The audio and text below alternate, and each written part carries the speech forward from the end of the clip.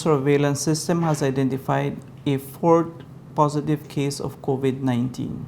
The fourth case is that of a 55-year-old San Ignacio resident who was diagnosed, confirmed at 1:16 this morning. The patient initially started with fever and signs of respiratory distress on Tuesday. He was isolated at the regional hospital on Tuesday evening. A swab was taken from him on Wednesday, and that test was screened and confirmed earlier today. The patient has been in self-isolation at the regional hospital. We are at this point in time conducting a mapping exercise to identify his potential contacts, as he doesn't have any recent travel history and he doesn't seem to have any primary contact who may have traveled out of Belize in the last 14 days. If we are unable to ascertain that he has any contacts that have a travel history, we will have to consider this as a community transmission.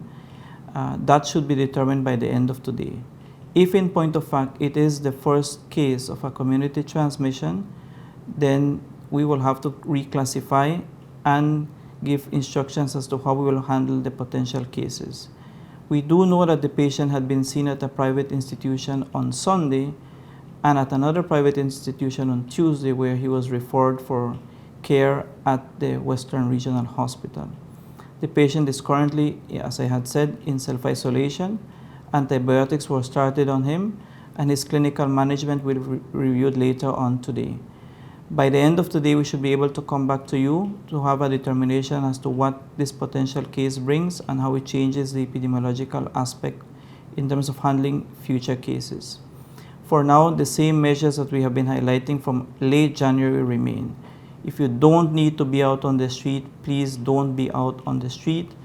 The issue of what determines an essential situation that puts you out of your home will have to be determined based on what we find throughout the course of the day. So please stay tuned for further information.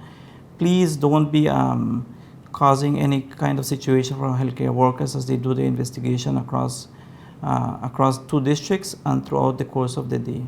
Thank you.